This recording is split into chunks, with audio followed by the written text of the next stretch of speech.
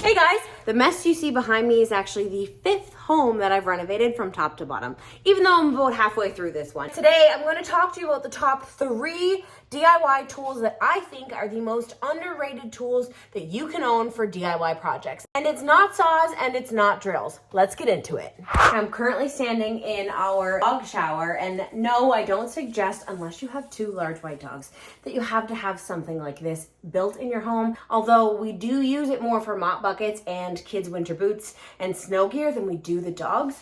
But either way, having the right laser level absolutely made this job way easier. First 2 homes that I owned and renovated actually only used a small level like this one and a large 4-foot level. Now there's nothing wrong with using those. Having a laser level and being able to show that you are level and then also plumb. So plumb just means that you're level up and down. Obviously this is not because I'm holding it with my hands, but setting this on a door frame or somewhere that you're going to install shiplap or the tile behind me, I've used it on the corner posts of the vinyl siding that I just installed. So I'm using my laser level and I'm transferring my points from one side of the garage to the other. You can see that that green line is right at the bottom of the vinyl siding. I'm actually going to slowly walk that point across the garage door and then set it on the other side. As long as I match them up, it'll be no problem. It's daylight, you can't see the laser if I set it back about 20 feet. This is the way to do it, and it will match up on the other side of the garage door. I'm not taking anything away from these or your 4-foot or your 6-foot level. They're still really handy, but nothing is going to compare to setting this and being able to work in a large space. This still has room for human error because technically anywhere inside this bubble is level, and if you are off just a tiny bit with trim work and you're doing, say, shiplap one after the other, and you might be using them this way for this level, having it off slightly 20 pieces down the line is actually going to have it off about 1/2 inch. So invest in a laser level. Tool number 2, my 18 gauge nail gun. So you're probably wondering what the numbers actually mean. Contrary to the way we're taught in school, the lower the number, the larger the nail. So the higher the number, the smaller the nail. This is a nail gun, and there is something called a pin nailer, and they're not the same. A pin nailer is a 23 gauge nail head, and it's essentially used for super tiny installations where you do not want to see the nail. It's literally, I mean, you virtually can't see the nail with this either, but it's like the tiniest little pin dot, and that's a 23 gauge. I don't suggest buying that for your home renovation projects. I think using an 18 gauge is absolutely fine, or if you have a 16 gauge even, chances are using an 18 or a 16 inch nail, the head is actually extremely small. You're able to fill this up, paint it nicely, even if your application requires stain, same thing. With your nail gun, you actually have an option to set the head in lower or higher up. Bringing it all the way to the left here is going to set your nail in deeper. And then if you push upwards and you bring it all the way to the right, you're actually going to set your nail in just above your trim work. Can't say I've actually used this one. Most of the time you're going to want to set the nail further into your piece of wood or your trim work. That way you can cover it and stain it or paint it to match your finished look. Now, to debunk everything that I thought as a child anyway, and maybe you did too, you can't actually just shoot your nail gun. You have to press down and then pull the trigger.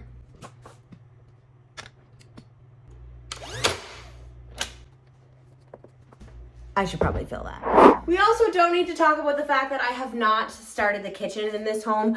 I'm completely torn on what to do, how to lay it out. So that's actually the last room that I'm probably going to tackle here, but it's fine because we're going to be in this home for a lot longer than the other ones that I renovated. We are, however, in the laundry room. So whenever I'm getting a little bit anxious, I come in here and I just think of the potential that this space will be, but just not right now. The third tool might come as a little bit of a surprise to you, and maybe you haven't actually heard of it, but there are so many different ways that you can use this, and it's the multi-tool. Literally multiple ways and multiple blades that this thing will be a benefit to you. I think the reason why I like this tool so much is that it's technically a saw. It's not going to replace your circular saw, your miter saw, or your table saw. So no, you probably won't get the best straight cut. So you should invest or have somebody help you with those larger projects. But this, for the multiple ways that you can use it, including tile work, I know. Oh, which reminds me, actually, talk to you about that in just one second. But this tool here, it comes with sanding bits, wood bits, plastic bits. It's super easy to use. So all you do is pull down on this lever and pull. It's super easy to use. All you do is pull down here on this lever and pull your blade out. You can do it. Oh my goodness, I promise it's easy to use. There we go. If you can get this out. If I can do it, you can do it. But these blades are great because they come in a variety of widths. You can get like 1/8, no, you can't.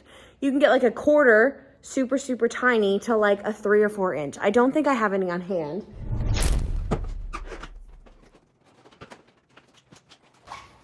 Yes, I do actually. So here's an option. So for instance, this is a 1-inch wood blade.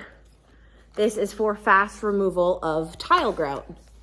And then there's other ones that I'll link right up here and I'll show you. You can get them on Amazon super cheap and you can cut tile with them, which is what I'm gonna show you next. Sanding attachments. There's so many ways for this tool to be a benefit to you, especially if you're just starting out and tools intimidate you. Nobody is born thinking, I'm gonna go use the table saw. You've gotta start small. It has a speed dial. So number 1, or once you get a bit more comfortable, number 6. Got a little light.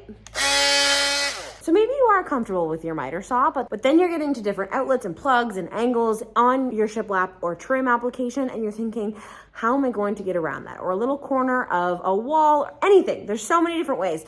You mark it out, and this will actually plunge cut directly down into your material. Work great. But another reason, and it reminded me really quickly, I know I said 3 tools, but here's my 4th and my favorite. This can turn into a tile saw because you can get a diamond blade application. But the best thing that I would suggest using for if you're tiling and it's going to upgrade any kitchen backsplash or bathroom space is your tile cutter. This thing is so easy to use. It has a little blade right in here. You score and snap. 10 out of 10, because with this and this for around your outlets, you can install your backsplash or tile in your tub just like a professional. I hope you enjoyed the video. The space you see behind me is the garage I just built, the bench that I have always dreamed of, and where I'm bringing all of our home renovation projects to life. So if there's anything that you want to see or any other tools you want me to go over, let me know in the comments below. Thanks for watching.